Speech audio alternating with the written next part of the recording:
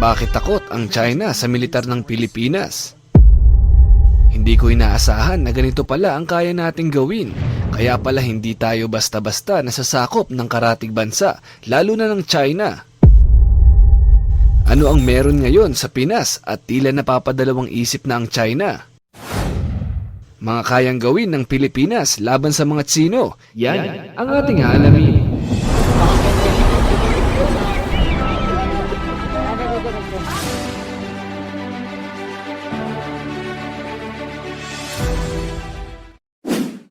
Matagal nang umaaligid ang China sa teritoryo ng Pilipinas, pero bakit hindi nito tuluyang sinasakop ang ating bansa? Parang David versus Goliath, kailangan talaga nating magpakita ng tunay na tapang para hindi tayo basta-basta apihin. Alam ng China na kayang gawin ng lahat ng Pinoy kahit anong mangyari, mapagtanggol lang ang sariling bansa, kaya tila nag-iingat na ito sa ginagawa nilang pambubuli.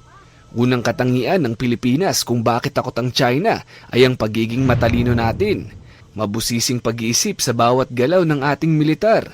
Alam ng Pilipinas na may international maritime law. Ang lahat ng bansa ay dapat sumunod dito, pero ang China, napakarami ng counts ng paglabag dito. Dokumentado lahat ng Pilipinas ang ginagawang pangharas ng China. Hanggat hindi lumalabag ang Pilipinas sa International Maritime Law, ay kapanig nito ang ibang bansa gaya ng US, Australia, Taiwan, South Korea at Japan. Kung baga, ano't ano man ang mangyari, magkagipitan man ay siguradong may alyansa tayong papanigan. Ikalawa, ang hindi paggamit ng dahas. Matapang ang ating mga sundalo pero mas pinipili nilang maging mapayapa ang ating bansa kaysa gumanti ng dahas laban sa China. Yun nga lang ay may negatibo itong epekto dahil pataas ng pataas ang bilang ng mga mangingisdang Pinoy ang itinataboy sa sarili nating karagatan. Kung susuriin natin ay China talaga ang numero unong dahilan kung bakit may tensyon sa Southeast Asia. Isipin mo yon, ni hindi parte ng Southeast Asia ang China pero siya ang dahilan kung bakit may tensyon sa ating rehiyon.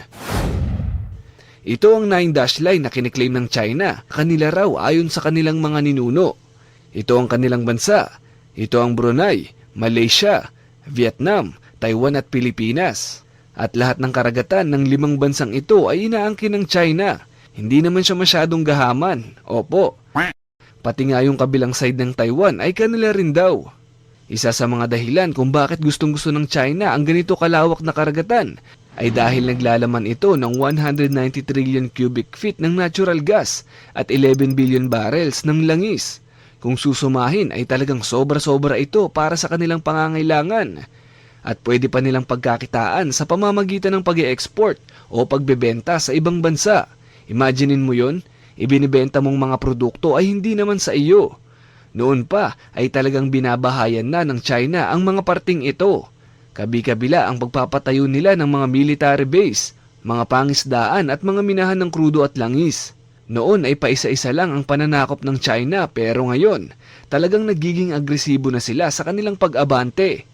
Hindi lang mangingisdang Pinoy ang binomba nila, pati na rin ang mga mangingisda ng Malaysia, Vietnam at kabi-kabilang pagbabanta sa Taiwan. Nakakatakot lang na ang karagatan sa Southeast Asia ay tinagurian ng pinaka-pinag-aagawang rehiyon sa buong mundo. Dahil hindi lang 2 bansa ang apektado, kung hindi at least 5 bansa ang pinapaalis sa sarili nilang nasasakupan. Ayon sa record ay ang Pilipinas ang may pinakamataas na reklamo laban sa China, talagang naninindigan para sa kanyang karapatan. Marami akong nakikitang hate comments sa ating gobyerno at pati na rin sa ating mga Navy at mga Coast Guards na duwag daw. Bakit daw hindi gumanti? Bakit daw pumapayag na bulihin lang tayo ng China? Sa totoo lang mga kapantas, Pilipinas lang ang may lakas ng loob na humarang sa barko ng China. Ang ibang bansa kapag tinataboy sila ay agaran silang umaalis. Di gaya natin na makailang beses ng binomba at binangga pero nananatili pa ring matatag. Hindi biro ang tungkulin ng ating mga Coast Guard at Navy. Marapat lang sa videong ito ay bigyan natin sila ng pasasalamat. Sa araw-araw na trabaho nila ay matagumpay nilang napipigilang mag-advance ang China. Hindi tumitigil ang mga barko ng Pilipinas sa pagronda kahit anong mangyari, kahit bombahin pa ang mga ito. Talagang matigas ang ating mga bantay dagat na kinaiinis ng mga Tsino dahil hindi nila magawa ang gusto nila. Ilang taon nang ini-intimidate ng China ang Pilipinas sa karagatan pero hindi naman tayo natatakot. Kaya naman, palaki ng palaki ang mga barkong pinapadala ng China sa Pilipinas gaya na lang ng isang ito. Ang China Coast Guard 5901 Patrol Vessel. Ito ang pinakamalaking barko ng Coast Guard sa buong mundo na pagmamayari ng China. Tinagurian itong The Monster. May bigat na 12,000 tonelada. Lagi itong hinaharang ng China sa pinag-aagawang teritoryo pero ang Pilipinas ay hindi natitinag. Ang mga Chinese ay may tradisyonal na kasabihan, patayin ang manok para matakot ang unggoy. Ito ay bahagi ng kanilang kultura na ang ibig sabihin ay dapat patayin o atakihin ang mga maliliit para matakot ang mas malaki. Ang tinutukoy dito ay ang alyansa ng Pilipinas at ng Amerika. Pero paano nilang matatakot ang Amerika o yung mas malaki? Pilipinas pa lang ay talagang nahihirapan na sila. Ano bang meron tayo? Bakit tila may takot ang China? Well, una ay talagang matatapang ang Pinoy. Yung issue nga lang sa Sampaguita Girl at security guard ay marami nang nag-aaway sa comment section. Talagang matatapang. Ikalawang dahilan ay sobrang tapat ng tungkulin ng ating mga bantay dagat. Mapapansin nyo sa mga nag-viral na video, binubomba na sila, nililaser, nasusugatan at pansamantalang nabubulag, pero nananatili sila sa kanilang pwesto.